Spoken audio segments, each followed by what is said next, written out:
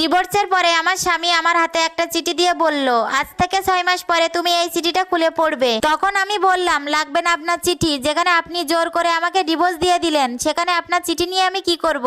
এই কথা বলার পরে সে আমাকে বলল, প্লিজ এই চিঠিটা নাও, এটাই আমার শেষ অনুরোধ, আর কিছুই বলবো না তোমাকে। ইচ্ছে না থাকা সত্ত্বেও তখন চিঠিটা নিয়ে আমার ব্যাগে রেখে দিলাম। সবাই বলতে পারেন আমার ডিভোর্স কেন হলো। আসলে এই প্রশ্নটা আমারও, কেন সে আমাকে ডিভোর্স দিল আমি নিজেও জানি না। তো আমাদের দুইজনের ডিভোর্স হওয়ার পরে যখন আমি বাসায় আসতেছি তখন লক্ষ্য করলাম আমার স্বামী কেমন যেন কান্না করতেছে। মনে মনে ভাবলাম, তার যা ইচ্ছা সে তাই করুক, সে তো আমাকে নিজেই ডিভোর্স দিয়েছে, সে আমার স্বামী না, সে আমাকে ঠকিয়েছে। আজ থেকে 4 বছর আগে তার সাথে আমি সম্পর্ক করে বিয়ে করেছিলাম, কিন্তু সে যে আমার সাথে এমনটা করবে আমি কখনো সেটা ভাবতে পারিনি। বাসায় আসার পর আমার মা বাবা, আমার ননদ, আমার ভাবি সবাই মিলে আমাকে বকাবকি শুরু করলো। কেউ আমাকে ভালো চোখে দেখতো না। তখন প্রতি রাতে ভাবতাম কি এমন করেছি যে সে আমাকে ডিভোর্স দিল।